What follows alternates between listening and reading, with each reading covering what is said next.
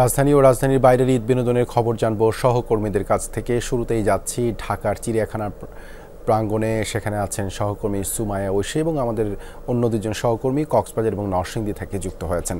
ঐশী, ঈদে এবার তো বেশ লম্বা ছুটি, আনন্দ উদযাপনে বের হওয়া রাজধানীবাসী কি বলছেন?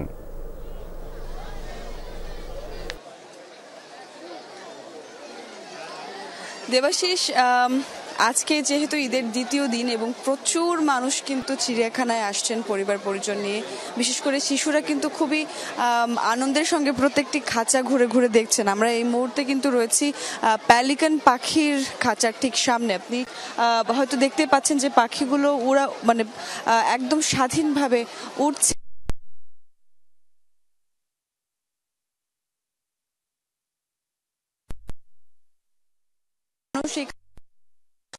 হয়ে এই ওড়া এবং পাখির এই যে মনোরম দৃশ্য সেটি কিন্তু দেখছে, এবং প্রত্যেকটি খাঁচার সামনে আমরা দেখতে পাচ্ছি প্রচুর মানুষের ভিড়।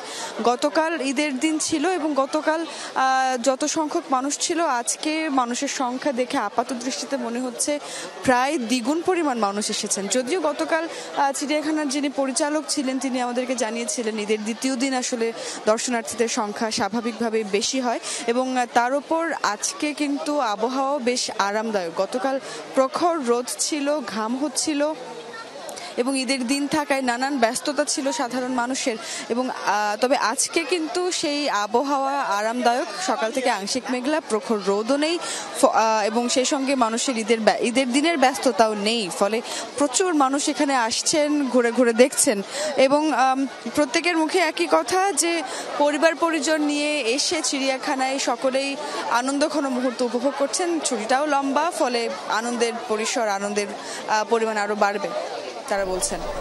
ধন্যবাদ ঐশী।